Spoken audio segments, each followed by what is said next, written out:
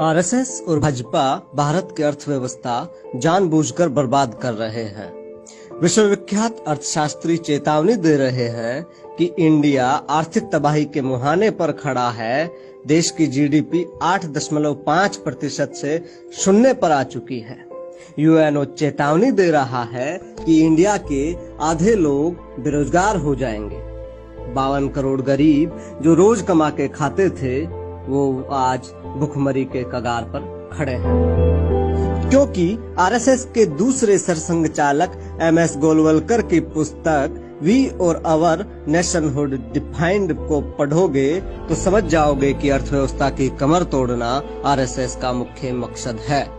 गोलवलकर ने लिखा है कि सत्ता में हमेशा रहने के लिए 95% देश को बर्बाद करना जरूरी है। गोलवलकर के नियम के अनुसार 95% देशवासियों को गरीब बनाया जाता है और चंद गुलाम किस्म के लोगों को ही सर्वशक्तिमान बना दिया जाता है। ऐसा करके हमेशा के लिए सत्ता को हथियाया जा सकता है।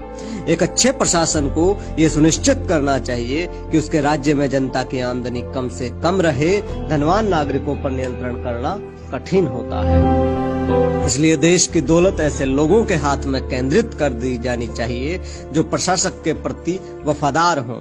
नोटबंदी, जीएसटी, बैंकों के बढ़ते एनपीए, पीएमसी, सरकारी कंपनियों को बेचना, रोजगार खत्म कर देना, दंगे करवाकर अरबों खरबों की संपत्ति को नुकसान पहुंचाना, संविधान को बदलकर कमजोर कर देना, ये सब एक षड्यंत्र के तहत किया जा रहा है। यूएन की रिपोर्ट के अनुसार 2016 से 18 तक रोज 1095 अमीर भारतीय देश छोड़कर विदेशों में बस रहे हैं। जरा गौर करो कि देश की अर्थव्यवस्था डूब रही है और सरकार के चेहरे पर शिकन भी नहीं है।